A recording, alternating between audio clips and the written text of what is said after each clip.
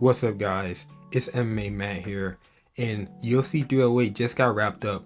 That fight card was amazing. I give it an 8 out of 10, and debatably, I think that this can be called the best fight card of the year. Just because of the way that so many title shots and prospects got lined up in numerous divisions. I did pretty well on my picks. I got 9 out of 13 fights correct, which is a solid prediction rate. I did get the main event wrong, which is unfortunate, but other than that, the prelims I did pretty good. The main card I went 4 out of 5, so that was great. And I had a few fights that I predicted pretty perfectly, especially the Chris Barnett fight. I predicted that fight perfectly, and I predicted the Robert Whitaker and Hamza Chimaev fight perfectly as well.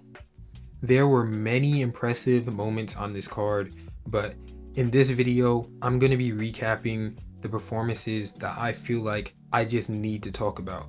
Starting off with that Big Orai versus Mateusz Rebecki fight, that was an absolute war.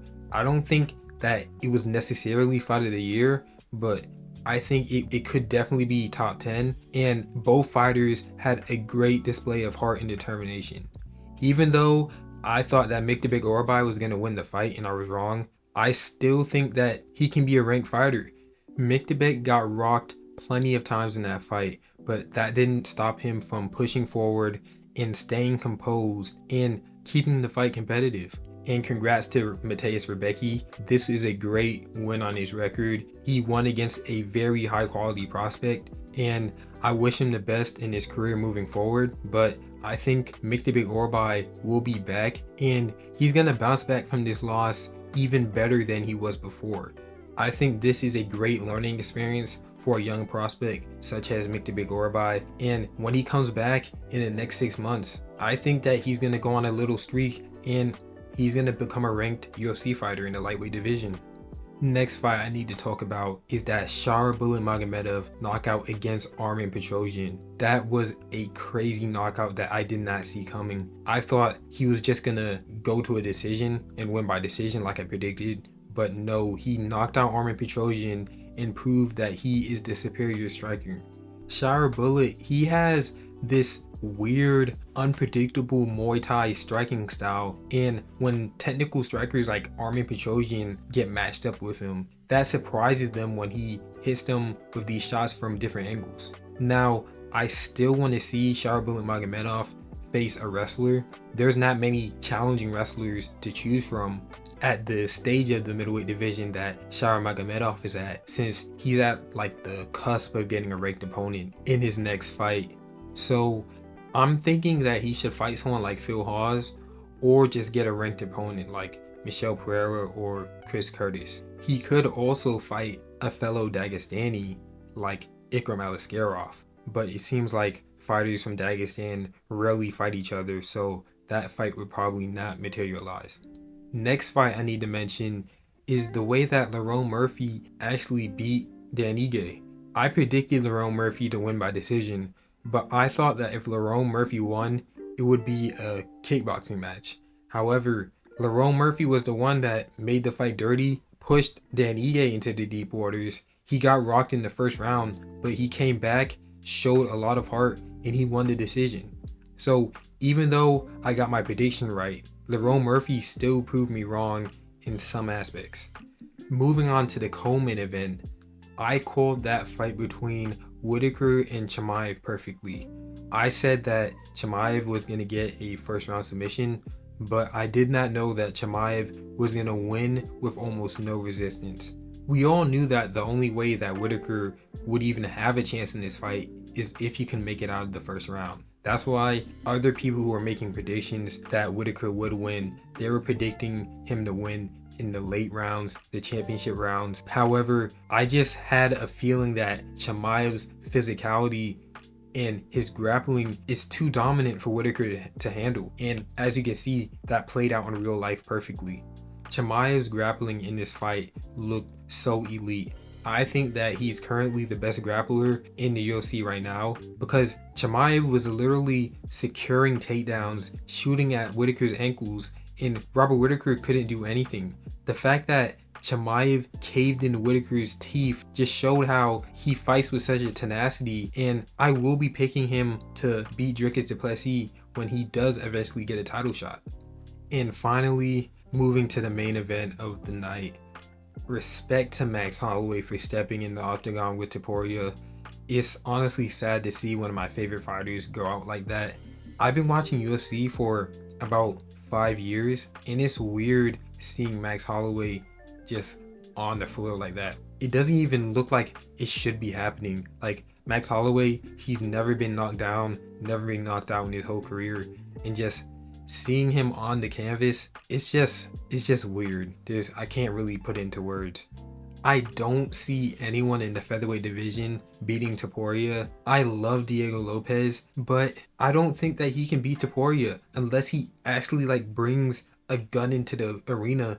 He's not beating Topuria. Topuria, he's too accurate with his strikes, and he's just too skilled at boxing that fighters can't stand with him. You need to get a fighter that just won't stand with him. Maybe Movsar Evloev has a chance, but even Movsar, Diego Lopez was catching him on the feet. So no fighter in the featherweight division can currently beat Topuria, in my opinion. And I need to mention, I'm glad Max Holloway did not just brawl with Topuria in the first 10 seconds. Like, I've been seeing people criticizing Max for this, and that's crazy to me. Like, being a BMF doesn't mean you just throw away all your fight IQ like you're Michael Chandler or something. Like, there's a championship belt on the line. No, Max Holloway should not just brawl with someone who has the power advantage and is the superior boxer. Like, I've been seeing comments online by people saying that Max Holloway needs his BMF belt revoked just because he didn't brawl with Topuria for the first 10 seconds of the fight. And let me just say that, like, Max did it to Gaethje because he was just giving him a chance at the end of the fight.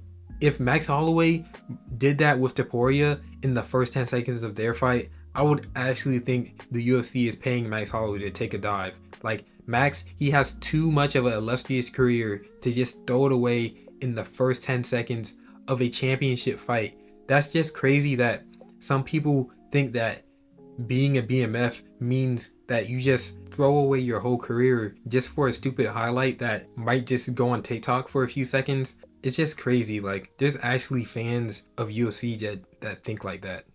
Another thing I need to mention to the UFC specifically, I'm talking to the UFC when I say this, I do not want to see Volkanovski versus Topuria 2. Like, we know that Volkanovski, he's going to get knocked out again, and it's going to be even worse. Topuria, he's accepting the fight because he knows Volkanovski is not a threat to him.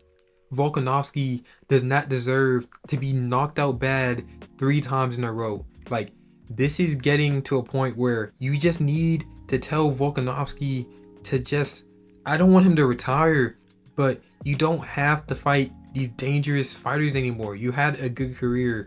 Move up to lightweight and just have legacy fights. Like, Topuria is gonna flatline KO you worse than the first fight. You might take life-changing damage if you go into another fight with Topuria. Just go up to lightweight and just have legacy fights. Imagine if Volkanovski beat Poirier, Gaethje, he might even beat Holloway in his 4th fight. Like, those are the type of fights that Volkanovski needs to be having. He doesn't need to be having a fight against Topuria where he gets KO'd out bad for the 3rd time in a row. Like, people who care about his health, like close friends, they need to be explaining this to Volkanovski. Like, you don't have to be taking this much damage. You're 36 years old.